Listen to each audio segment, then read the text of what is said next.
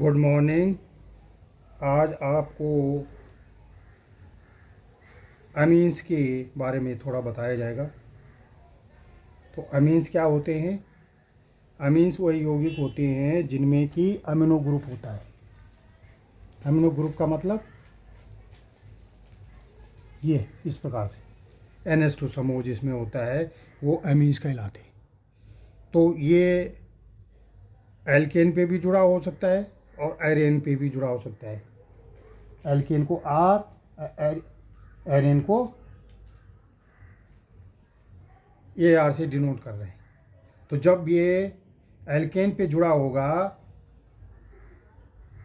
तो aliphatic amines होंगे। ये एलिफैटिक अमीन जैसे ये है मेथिल अमीन, देखिए आप CH3 NH2 सॉरी NH3 नहीं NH2। और सेकेंडरी ये देखिए ये दूसरा है एथिल अमीन। ये सब प्राइमरी अमीन है। तो अमीन 3 प्रकार के होते हैं, प्राइमरी सेकेंडरी एंड टर्सरी। ये पिछली बार बता दिया था आपको। अब इसमें अमीन जो है भास्मिक कैरेक्टर या बेसिक कैरेक्टर के लक्षण प्रदर्शित करते हैं। तो बेसिक कैरेक्टर यदि पूछा जाए कि अमीन बेसिक लक्षण कैसे प्रदर्शित करते हैं तो आपको ये रिएक्शन लिखनी होगी। ये है एनिलीन C6H5 NH2। ये कौन सा अमीन है? एरोमेटिक अमीन। ये वाली ग्रुप का। इसको जब हाइड्रोक्लोरिक एसिड से, ये बेस है, क्षार है, और ये एसिड है, तो क्या बनाएगा? साल्ट बनाएगा, एनिलीन हाइड्रोक्लोराइड। इस प्रकार से 6,6,5। हाँ, तो ये अभिक्रिया जो है अमीन्स की भास्मिक कैरेक्टर को प्रदर्शित करती है। अब इसमें हो क्या रहा है? ये एनिलीन है, इस प्रकार से इसको लिखते हैं। ये जो अमीनो समूह है और ये C6H5 ये फेनिल समूह है।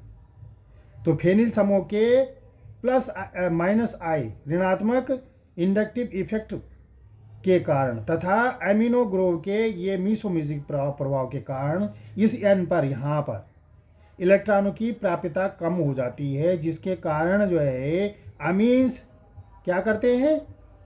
बेसिक कैरेक्टर भास्मिक लक्षण प्रदर्शित करते हैं। अब ये जो एरोमेटिक अमीन है, ये प्राथमिक अमीन जो एलिफेटिक होते हैं उनकी अपेक्षा दुर्बल होते हैं। ये दुर्बल अमीन है किससे? ये मेथिल अमीन से और एथिल अमीन से। तो इस प्रकार से आपके समझ में आ गया होगा ये। अब चलिए नंबर दूसरा, कार्बिल अमील अभिक्रिया।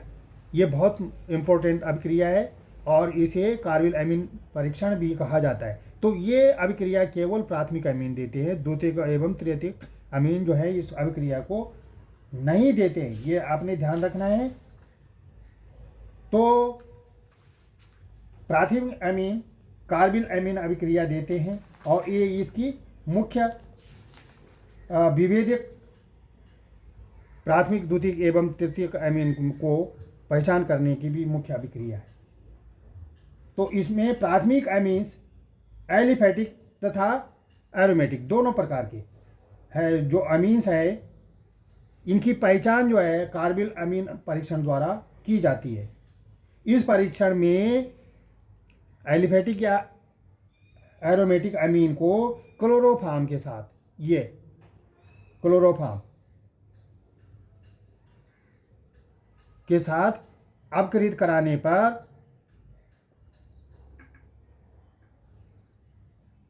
एक आइसोसाइनाइड बनता है, दुर्गंध युक्त पदार्थ। ये देखिए क्लोरोफॉर्म के साथ दुर्गंध युक्त आइसोसाइनाइड बनता है। इसके कारण पहचान कर लिया जाता है कि ये अमीन जो है प्राथमिक अमीन है।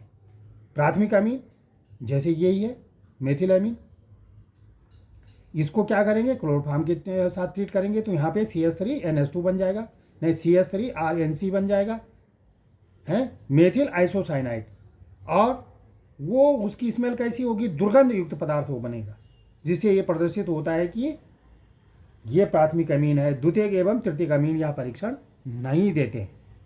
अब तीसरा जो इम्पोर्टेंट है इसमें नाइट्रो यौगिक, तो डाइएजोनियम साल्ट जो है इसमें इम्पोर्टेंट है। तो इस प्रकार का जिनका फॉर्मूला है ArN2X, सामान्य सूत्र वाले यौगिक डाइएजो लवण कहलाते हैं। डाइएजो नाम क्यों पड़ा है इसका, तो ये ग्रीक वर्ड है एजोट। एजोट एजोट का मतलब होता है नाइट्रोनियम। ऐसा यौगिक जिसमें जो दो नाइट्रोजन उपस्थित होते हैं उसे डाइएजो कंपाउंड या डाइजोनियम साल्ट कहते हैं।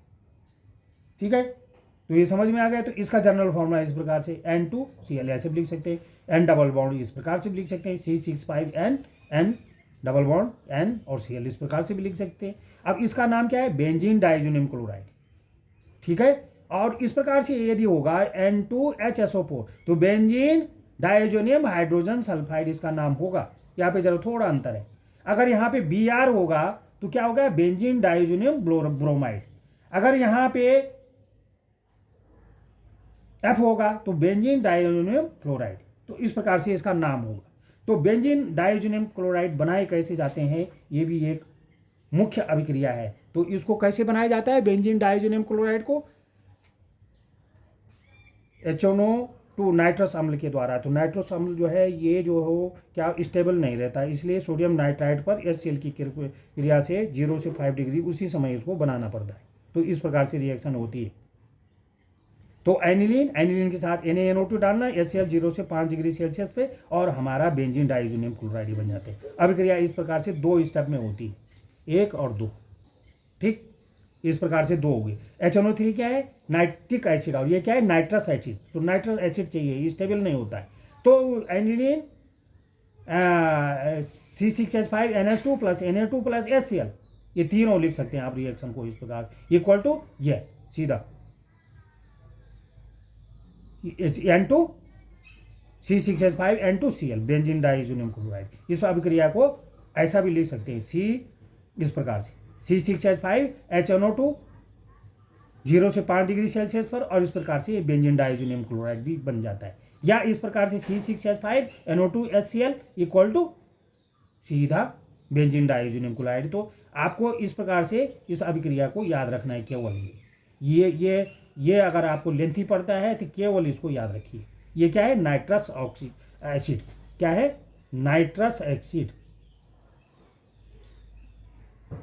नाइट्रिक एसिड नहीं। ये जो है ताज़ा बनाया जाता है। तो इस प्रकार से ये जो है नाइट्रो कंपाउंड या अमीन्स के लिए इम्पोर्टेंट है। ये परीक्षा की दृष्टि से ये बिंदु इम्पोर्टेंट है, इसको याद कर लीजिएगा। Thank you.